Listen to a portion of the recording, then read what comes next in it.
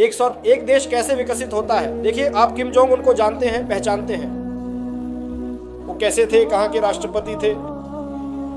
उनके देश के लोग ठीक से खाना भी नहीं खा सकते और वो बैठकर मिसाइल बनाते रहते हैं। और अमेरिका, पश्चिमी देश डर दिखाते हैं, लेकिन डराया नहीं जा सकता। आपने देखा है, अगर किसी को उत्तर कोरिया पर हमला करना हो तो पश्चिमी देशों को 100 बार सोचना पड़ेगा, है ना। हाँ, क्योंकि वह 8-10 मुस्लिम देशों की तरह नहीं है जिनके पास ऐसे कोई हथियार नहीं है। आप समझ रहे हैं ना बात, उसे इतनी आसानी से कोई हमला नहीं करेगा। ऊपर से उसकी चीन के साथ दोस्ती है, रूस के साथ भी उसकी दोस्ती है, ठीक है। इसे वन सन अलायंस कहते हैं, जियोपॉलिटिकल भाषा में इसे अलायंस कहते हैं। वे इतने शक्तिशाली कैसे बने? सिर्फ फाइनेंस से नहीं, उनके पास राजनीतिक आधार भी मजबूत है, उनके पास शक्तिशाली हथियार है। अब बाहरी शक्तियां इतनी आसानी से आंख उठाकर देख भी नहीं सकती, इतना आसान नहीं है। तो देखिए, हमारे पिछड़ने के पीछे कारण है। मुस्लिम देशों की तरफ देखिए, कितने मुस्लिम देश हैं, इन मामलों में पूरी तरह से कितने हैं। देखिए कितने देश हैं जो वर्ल्ड कप का आयोजन कर रहे हैं। फुटबॉल वर्ल्ड कप का आयोजन हो रहा है, वहीं बगल में यमन और सीरिया के लोग भूखे मर रहे हैं, देखने का भी मौका नहीं है।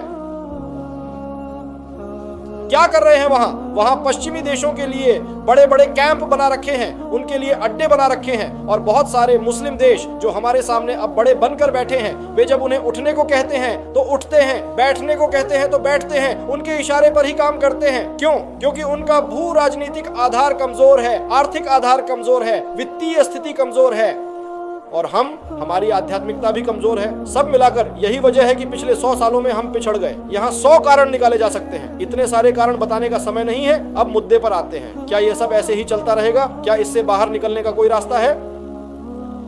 क्या हम चाहते हैं कि हम फिर से उस इस्लाम के स्वर्णिम युग में लौट सके?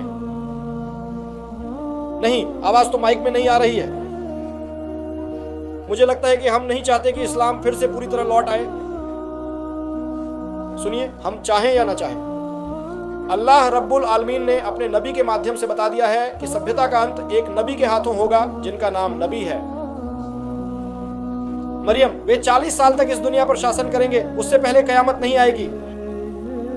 मैंने बहुत सी बातें कही हैं, यह भी सुन लीजिए कि कयामत नहीं आएगी इंशाअल्लाह जब तक कि नबी, जिनका नाम मैंने बताया, फिर से नहीं आते और 40 साल तक पूरी दुनिया पर शासन नहीं करते। वे किसी एक देश पर शासन नहीं करेंगे, बल्कि पूरी दुनिया पर शासन करेंगे।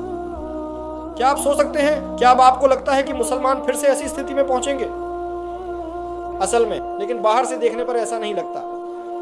लेकिन सच बात यह है कि इतिहास इसी तरह मोड़ लेगा। कैसे लेगा, किसके माध्यम से लेगा, अल्लाह ही जानते हैं, हम नहीं जानते।